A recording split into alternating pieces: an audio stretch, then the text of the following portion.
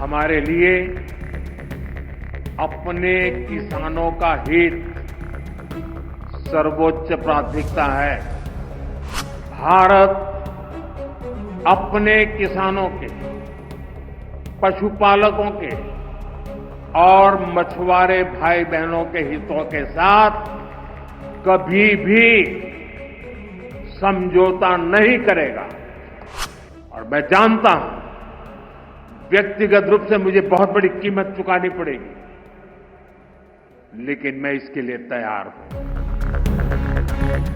Trump के tariff attack के बीच प्रधानमंत्री नरेंद्र मोदी ने ये सब बातें गुरुवार को कृषि मंत्रालय के एमएस स्वामीनाथन शताब्दी अंतर्राष्ट्रीय सम्मेलन में कही।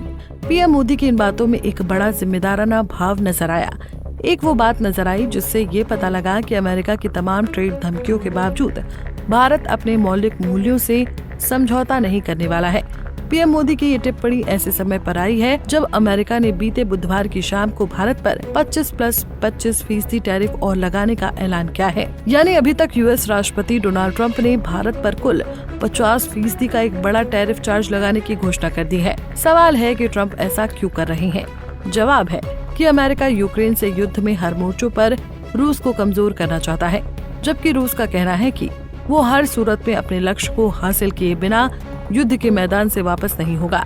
अमेरिका की तरफ से रूस को कमजोर करने की वजह ये है कि ट्रंप चाहते हैं कि रूस और यूक्रेन के बीच युद्ध समाप्त हो जाए, क्योंकि अमेरिकी राष्ट्रपति चुनाव के दौरान रिपब्लिकन पार्टी से कैंडिडेट बने डोनाल्ड ट्रंप ने अपने चुनावी अभियान में इस बात को कई बार दोहराया था कि वो जैसे ही व्हाइट हाउस में वापसी करेंगे, दूसरे ही दिन रूस यूक्रेन की जंग रुकवा देंगे।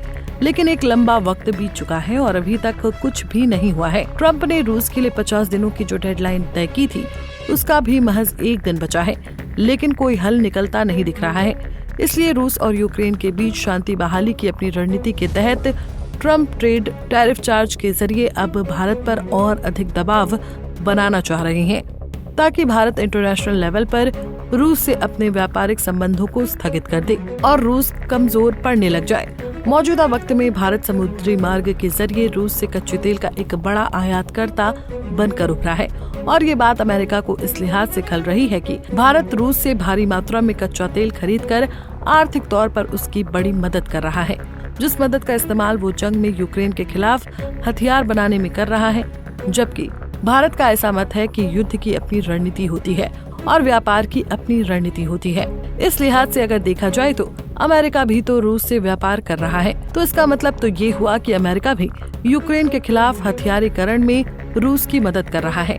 इन्हीं तर्कों के साथ भारत ने अमेरिका के 50% ट्रेड टैरिफ चार्ज को अनुचित, अन्यायपूर्ण, दुर्भाग्यपूर्ण और अविवेकपूर्ण करार दिया है, जिसके बाद पीएम मोदी ने अपना ये पहला भाषण दिया है। मेरे देश के किसानों के लिए, मेरे देश के मछुआरों के लिए, मेरे देश के पशुपालकों के लिए आज भारत तैयार है।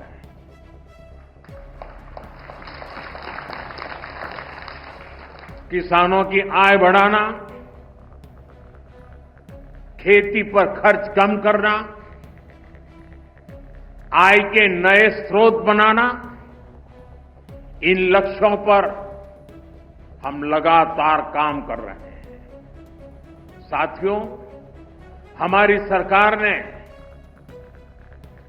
किसानों की ताकत को देश की प्रगति का आधार माना है। इसलिए बीते वर्षों में जो नीतियां बनी, उनमें सिर्फ मदद नहीं की, किसानों में भरोसा बढ़ाने का प्रयास भी था।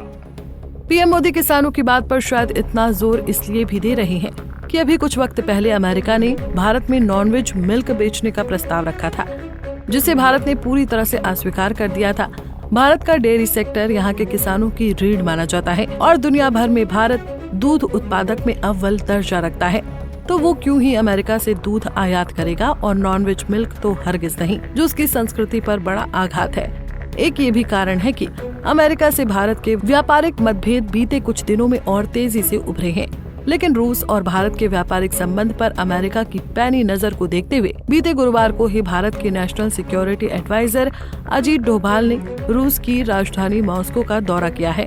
हालांकि अभी तक ये क्लियर नहीं है कि रूसी सरकार से उनकी इस संबंध में क्या बातचीत हुई है। उधर 50 दिनों की डेडलाइन खत्म होने से ठीक 2 दिन पहले मिडिल ईस्ट में अमेरिका के विशेष शांति दूत स्टीव विटकॉफ ने भी रूसी राष्ट्रपति व्लादिमीर पुतिन से मुलाकात की है। विटकॉफ ने पुतिन को बताया है कि ट्रंप उनसे मिलना चाहते हैं, जिस पर पुतिन ने हामी भर दी है। अगले हफ्ते ट्रंप और पुतिन की मुलाकात संभव है। इस मुलाकात में ट्रंप और पुतिन क्या समाधान निकालते हैं, ये देखना बेहद दिलचस्प होगा। कुछ ऐसा समाधान निकलता है जिससे रूस और यूक्रेन के बीच शांति बहाली का रास्ता साफ हो सके तो ये बहुत संभव है कि भारत पर बढ़ता अमेरिका का अनुचित व्यापारिक दबाव खत्म हो जाए और पीएम मोदी भी अपने मूल्यों पर अडिग रहें। Bureau report, Punjab Kesari TV. हमसे जुड़े रहने के लिए हमारे YouTube चैनल को सब्सक्राइब करें और नई वीडियो की नोटिफिकेशन के लिए बेल आइकॉन को दबाएं।